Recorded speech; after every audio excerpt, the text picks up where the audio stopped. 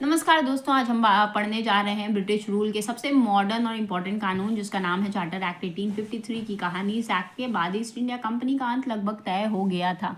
चलिए इसे आसान भाषा में और 3 मिनट में समझते हैं। एक्ट क्यों लाया गया था ये समझ लेते हैं। 1833 तक ब्रिटिश रूल काफ़ी बड़ा हो चुका था।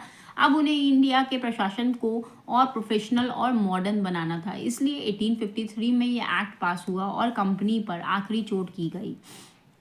कंपनी को आखिरी बार चार्टर मतलब कि 1853 का एक्ट आखिरी बार कंपनी को इंडिया में प्रशासन की अनुमति देता था। इसके बाद किसी चार्टर का नवीनीकरण नहीं हुआ, यानी कंपनी का अंत अब निश्चित था।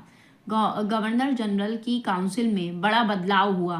पहली बार गवर्नर जनरल की काउंसिल को 2 हिस्सों में बांटा गया। पहला था एग्जीक्यूटिव विंग, दूसरा था लेजिस्लेटिव विंग। मतलब कानून बनाना और प्रशासन चलाने को अलग कर दिया गया। यही भारत की पहली विधायिका मतलब कि लेजिस्लेचर थी।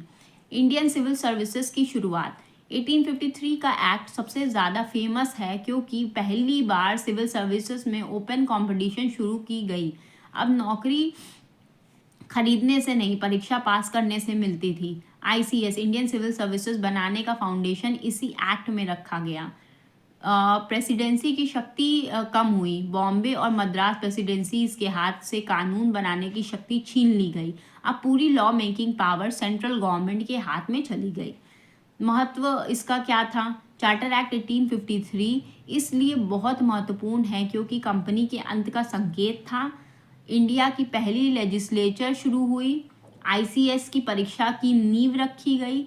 लॉ मेकिंग व्यवस्था मॉडर्न हो गई। इसके बाद 1857 रिवोल्ट हुआ और कंपनी को 1858 में ख़त्म कर दिया गया।